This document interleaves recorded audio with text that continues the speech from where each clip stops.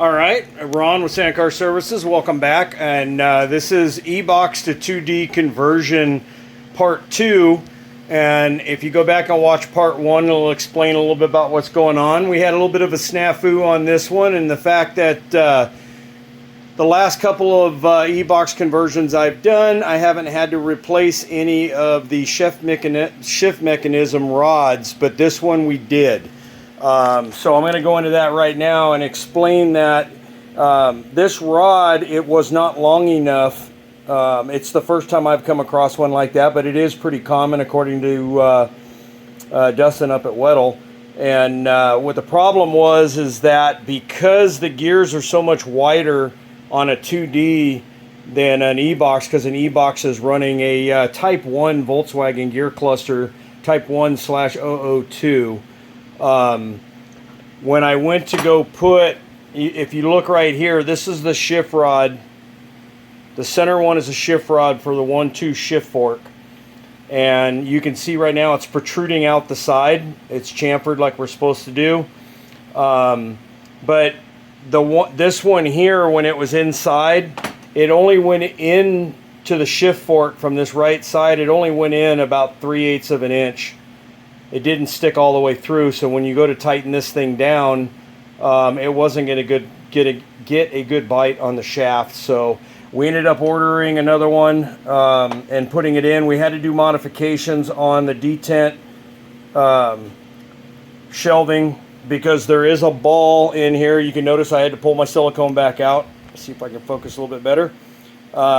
It is an Allen set screw, and then on the inside there's a spring and a ball, and it's the spring and the ball on this side is basically to help keep it in gear or keep it in neutral, and then there's a couple of floating pins that won't allow you to change gears if the other mechanism has been moved. So in other words, if you're already in first gear, you're not supposed to be able to move the 3/4 shift fork at all, or shift rod.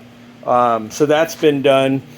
For those of you that haven't witnessed the part 1 video, this is a brand new gear carrier housing that's required for the upgrade. This is a very expensive upgrade. I don't do prices because this video will probably last years, and pricing from Weddell goes up and up all the time. So you would have to contact me for a quote. But I can tell you that as of April of 2024, the cost for me to take an Ebox and turn it into a 2D is right around $7,800. Yeah, ow. But you know what? The good thing with doing the Ebox conversion versus buying a used one is you know exactly what you're getting gear-wise, because your ring and pinion gear is brand new. You end up with the newer wide ring and pinion. We're going with the 514 on this one. Your main shaft's new. First, all the gears, the reverse gear gets replaced in here, the sliding reverse gear. Bunch of updates. You notice I went to ARP bolts on the shift forks. That's an upgrade I do when I do my comprehensive service. And then we had to put a extended reverse block to be able to get reverse properly done. But now that this is part 2 and we have the gear cluster in, as you can see, I have a used input shaft that I use so I can put vice grips and stuff on it. But this allows me to check neutral, check the gears, make sure everything's shifting properly. See if I can push one of these gears in. Nope. Oh, I can get 3/4 because the synchro's lined up for 3 and 4.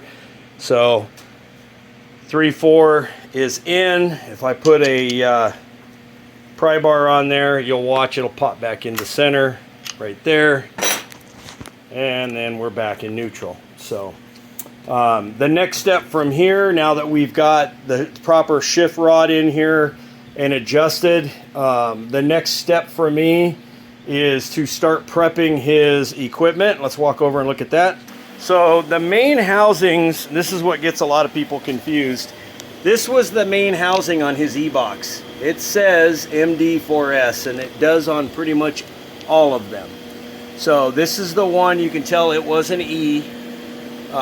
The 6.668 is not a gear ratio. That's the case deviation number. That's the ring and pinion depth that's machined into the case. The next step for me is going to be to clean the cases. When we get to the step, because he's going to a G50 input shaft for a 2D and he's getting rid of the Volkswagen shaft, I have to machine out the hole in the bell housing. And then a couple other things. We're going to be changing out his reverse and getting rid of the 6 spline. This one, his 6 spline has a groove in the center of it, and I believe it was helping. I think it was hanging up on him because he was complaining his reverse sometimes was a little sticky going in. So we're changing all of that out. And but for right now, that is our, actually there's this brand new one right there, soaking in the old petroleum solvent, getting ready to clean. And so we're back here. So the rest of this should move along pretty quickly. We should be able to get part 3 up pretty soon. As you can tell, there is a jam nut for the pinion. And when I get them torqued down and jammed, I put a paint scribe on there to make sure that if they've come loose or somebody's messed with them, I know about it. Same thing for the main shaft nut. Once I get it Loctited and I get it tightened down, I paint mark it to tell myself that yes, I have torqued it and yes, it is Loctited. I'll have to put some silicone back in here, but I'll do that when the gear carrier is sideways so it doesn't drip back out on me. And yeah, other than that, pull off this old main shaft, or input shaft I should say, and here's his old Ebox stripped second gear, but you can clearly see how much wider second and first gear is. Well, maybe not so much, but if you go back and look at my other videos, you'll see it. So this is Ron, Sandcar Services, Ebox to 2D Mendeola conversion, part 2. We'll see you on the next video. Thank you.